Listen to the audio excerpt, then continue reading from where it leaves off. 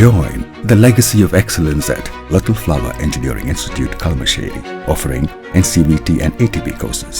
Little Flower Engineering Institute, Kalamassery. Panchayat തെരഞ്ഞെടുപ്പുകൾ രാഷ്ട്രീയത്തിന്റെ ഒരു ചെറിയ ഭാഗം മാത്രമാണെന്ന് ആരെങ്കിലും കരുതുന്നുണ്ടെങ്കിൽ കഴിഞ്ഞ ദിവസത്തെ ഉത്തരാഖണ്ഡ് പഞ്ചായത്ത് തെരഞ്ഞെടുപ്പ് ഫലം ആ ചിന്താഗതിയെ ആകെ മാറ്റിമറിച്ചിരിക്കുകയാണ്.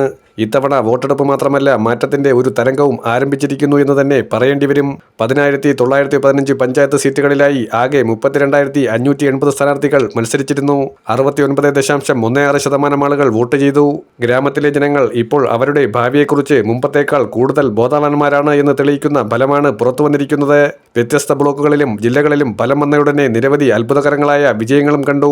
ചിലർ ഒരു വോട്ടിലേക്ക് വിജയിച്ച സീറ്റുകളുമുണ്ട്. ഡെറാഡൂൺ മുതൽ അൽമോറ വരെ ഇത്തവണ വനിതാ സ്ഥാനാർത്ഥികൾ വൻതോതിൽ വിജയം നേടി. മഹേശ്വരി ദേവി അടക്കമുള്ള സ്ഥാനാർത്ഥികളുടെ വിജയം സ്ത്രീകൾ ഗ്രാമീണ രാഷ്ട്രീയത്തിന്റെ ഭാഗമാകുക മാത്രമല്ല, വിജയത്തിന്റെ അച്ചുതണ്ടായി മാറുകയും ചെയ്തിട്ടുണ്ടെന്ന് തെളിയിക്കുന്നതാണ്. അതേസമയം മുനിസിയാരിയിൽ നിന്നുള്ള 22-കാരിയായ ഇഷയുടെ വിജയം വിദ്യാസമ്പന്നരായ പെൺകുട്ടികൾ ഇപ്പോൾ നഗരങ്ങളിൽ മാത്രമല്ല ഗ്രാമങ്ങളിലും നേതൃത്വത്തിന്റെ ഉത്തരവാദിത്തം ഏറ്റെടുക്കുന്നു എന്ന് കാണിക്കുന്നതാണ്.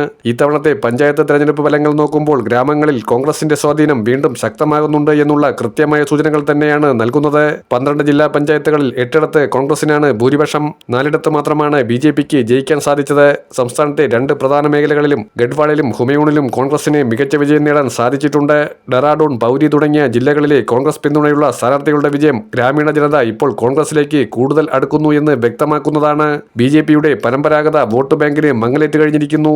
നിയമസഭാ തെരഞ്ഞെടുപ്പിന് മുൻപ് ഇത് വലിയ ഒരു മുന്നറിയിപ്പ് തന്നെയാണ് നൽകുന്നത്. 1.5 വർഷത്തിന് ശേഷം നിയമസഭാ തെരഞ്ഞെടുപ്പ് നടക്കുന്ന ഉത്തരാഖണ്ഡിൽ പഞ്ചായത്ത് തെരഞ്ഞെടുപ്പിലെ വലിയ വിജയം കോൺഗ്രസിന് കൂടുതൽ പ്രതീക്ഷകൾ സമ്മാനിക്കുന്നതാണ്.